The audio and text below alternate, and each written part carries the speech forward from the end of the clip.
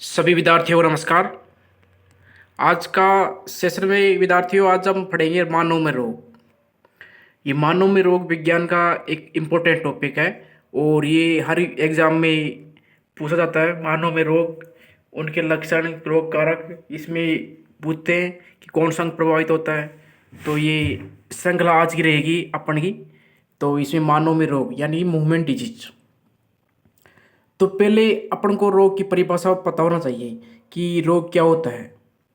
तो सबसे पहले रोग की परिभाषा पता लगेगी कि शरीर में कार्य करने की क्षमता में कमी होना रोग कहलाता है। यानी कि रोजमर्रा के रोज आजीवन कार्य करने की क्षमता में, जीवन शैली में परिवर्तन होना, काम करने की मन नहीं करना, वही रोग होता है। तो रोग दो प्रकार के होते हैं। एक होता है संक्रामक रोग और एक होता है असंक्रामक रोग। अब पहला होता है संक्रामक रोग। पहले संक्रामक रोग के बारे में पता लगा करेंगे दोस्तों। तो पहले संक्रामक रोग है वे रोग जो एक व्यक्ति से दूसरे व्यक्ति में फैलते हैं, संक्रामक रोग कहलाते हैं। जो रोग एक व्यक्ति से दूसरे व्यक्ति में फैलते हैं संक्रामक रोग कहलाते हैं। अब आपको पता होगा संक्रामक रोग जल, वायु, भोजन तथा संपर्क द्वारा फैलते हैं। संक्रामक रोग जल, वायु, भोजन और तथा संपर्क द्वारा फैलते हैं। जैसे कि दूषित जल भोजन के द्वारा, और संपर्क जैसे कि कोई एडेस वगैरह हो रहा है किसी को तो उससे संपर्क कर लिया, या फिर लैंगिक संचारी रोग हो रहा है तो उससे संपर्क के द्वारा फैल जाते हैं, जैसे कि सिफिलिस, गोनोरिया। तो संपर्क, तो इसमें क्या होता है संक्रामक रोग के अंदर क्या होता है, उदाहरण है हैजा, टाइफाइड, क्षय रोग, इसको क्षय रोग बोलते हैं, इसे ट्यूबरकुलोसिस, टीबी बोलते हैं इसको, एड्स तथा सर्दी जुकाम। ये इत्यादि क्या है संक्रामक रोग हैं दोस्तों। अब इसके बाद में अपन विस्तृत चर्चा करेंगे कि संक्रामक रोग कितने प्रकार के होते हैं, कौन कौन से होते हैं, और जीवाणुजनित रोग। पहले जीवाणुजनित रोग शुरू कर रहे हैं। तो जैसे कि जीवाणुजनित रोग में 6 रोग है। पहला इसको टीबी बोलते हैं, तपेदिक बोलते हैं इसको, तो ट्यूबरकुलोसिस बोलते हैं इंग्लिश में, टीबी बोलते हैं इसको। तो रोग कारक है इसका माइकोबैक्टीरियम ट्यूबरकुलोसिस, माइकोबैक्टीरियम ट्यूबरकुलोसिस। तो ये जीवाणुजनित रोग है। पहली बात तो कैसा रोग है, जीवाणुजनित रोग है, 6 रोग। इसके बाद में प्राथमिक प्रभावित अंग, मतलब ये रोग होता है जैसे कि 6 रोग होता है टीबी, तो उसमें प्रभावित अंग कौन कौन से होते हैं। तो पहला है फेफड़ा, दूसरा है हड्डियाँ। तो इसमें क्या होता है, फेफड़ों में संक्रमण हो जाता है, हड्डियाँ कमज़ोर हो जाती हैं।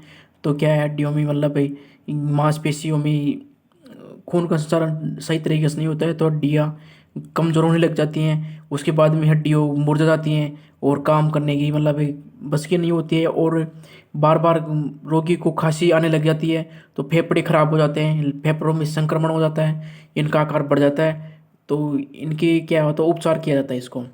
टीबी का उपचार डोट्स विधि द्वारा होता है, यानी कि डोट्स, DOT है, डोट्स विधि द्वारा होता है।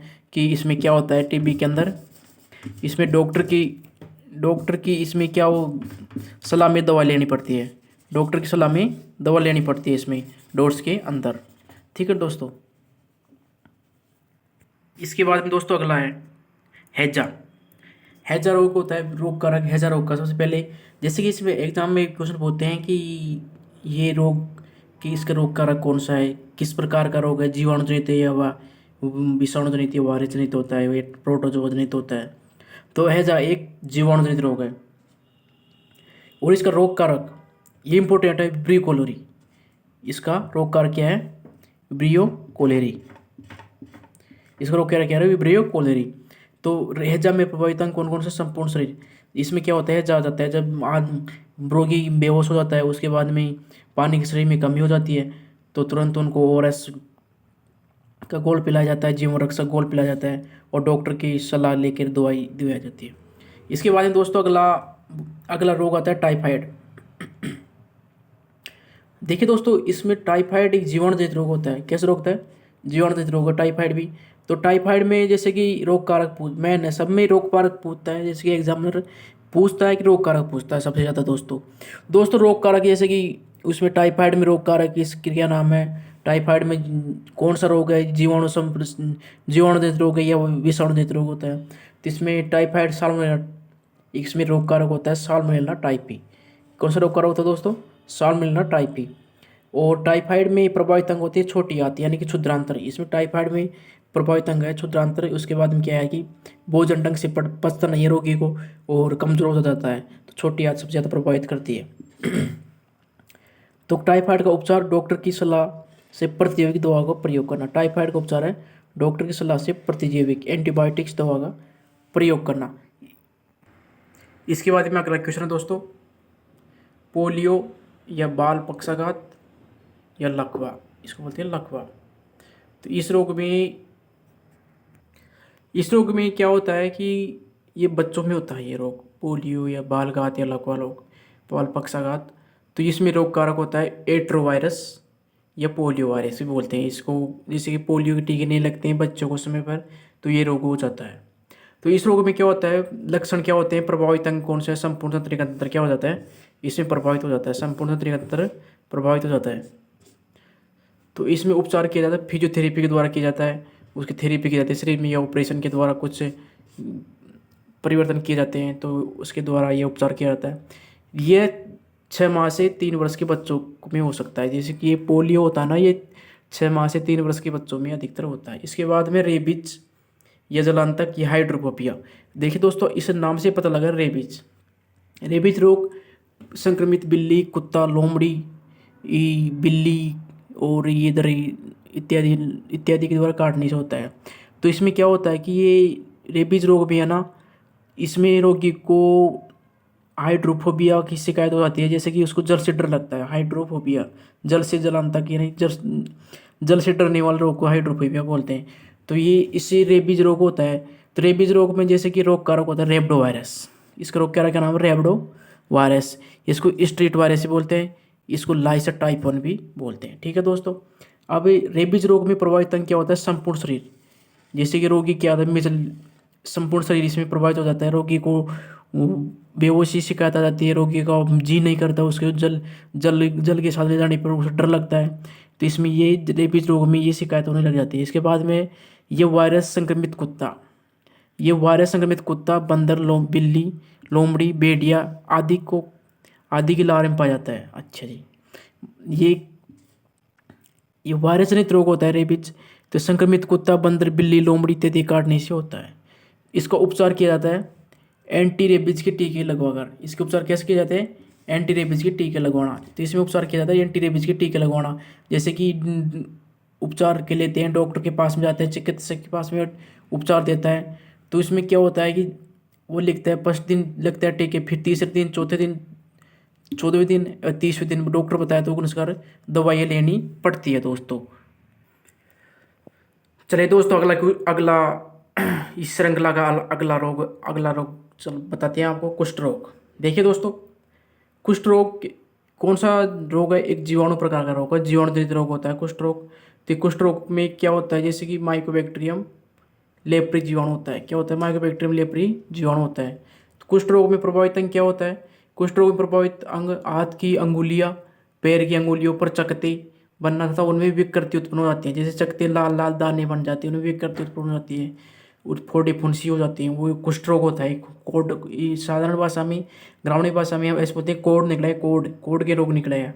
इसके बाद उपचार एंटीसेप्टिक से स्नान करना। इसको उपचार करते हैं एंटीसेप्टिक से स्नान करना, शल्य चिकित्सा तथा एमडीटी का उपयोग करना, डॉक्टर से सलाह लेना। इसके बाद दोस्तों अगला क्वेश्चन है खसरा। खसरा को मीजल्स बोलते हैं। खसरा एक वायरस जनित रोग, कैसा रोग है दोस्तों, वायरस जनित रोग है दोस्तों खसरा में रोग कारक होता है रूबियोला वायरस। खसरा में एक रोग कारक होता है कौन सा, रूबियोला वायरस तथा मोरबिली वायरस, रूबियोला वायरस या मोरबिल वायरस या पोलिनोसो वायरस। दोस्तों इनमें से तीनों में से कोई सा भी एक वायरस पूछ सकता है। जैसे कि पूछ सकता है निम्न में से क्वेश्चन आ सकता है, निम्न में से मोबिली वायरस का किस रोग का वायरस है। तो आपको पता होगा रूबेला वायरस, मोबिली वायरस, ये पेलिनोसा वायरस एक ही नाम है इनका। तो खसरा रोग का वायरस है। तो इसमें खसरा रोग में क्या होता है, प्रभावित अंग होता है चमड़ी पर लाल लाल दाने आ जाते हैं, ऊपर जाते हैं। चमड़ी पर क्या होता है दोस्तों, लाल लाल दाने ऊपर आते हैं। तो खसरा का उपचार किया जाता है एंटीसेप्टिक क्रीम द्वारा। किसी द्वारा किया जाता है दोस्तों, एंटीसेप्टिक क्रीम द्वारा खसरा का उपचार किया जाता है। इसके बाद में आता है सर्दी जुकाम। सर्दी जुकाम दोस्तों क्या है, वायरस जनित रोग होता है। कैसा रोग है दोस्तों, वायरस जनित रोग होता है। सर्दी जुकाम में क्या होता है कि जैसे कि छींक आती है बार बार, और नाक से पानी आता है, तरल सरारा आता है, खांसी आने लग जाती है। रोग कारक, सर्दी जुकाम का रोग कारक राइनो वायरस। क्या होता है दोस्तों? राइनो वायरस होता है। और इसके बाद में प्रभावित अंग होता है श्वास नलिका की श्लेष्मा, नाक, आँख। इसमें आँखों से आंसू आने लग जाते हैं, सर्दी जुकाम ज़्यादा लग जाती है, जिसके बावजूद छींक के साथ में। अब सर्दी जुकाम का उपचार, अब दोस्तों इसका उपचार किया जाता है विटामिन सी की मात्रा लेके और जुकाम की टेबलेट लेके। दोस्तों जुकाम लगने के बाद में तुरंत डॉक्टर से मिलना चाहिए, क्योंकि जुकाम घातक हो सकती है। जुकाम लगने के बाद में धीरे धीरे धीरे धीरे खांसी चलती है, उसके बाद में खांसी एक टीबी का रूप ले सकती है दोस्तों। तो इसलिए जुकाम को तुरंत दिखाना चाहिए दोस्तों। इसके बाद दोस्तों अगला अगला है छोटी माता। इसको बोलते हैं चिकन पॉक्स। क्या बोलते हैं दोस्तों? चिकन पॉक्स बोलते हैं छोटी माता या चिकन पॉक्स।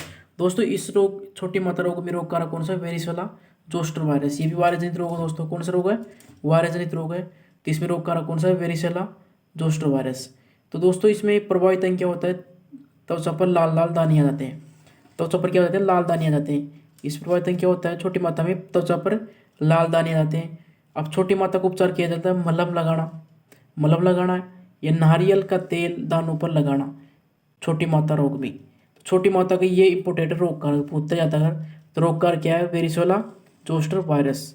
ठीक है दोस्तों, आज के लिए इतना ही। और अपना यूट्यूब चैनल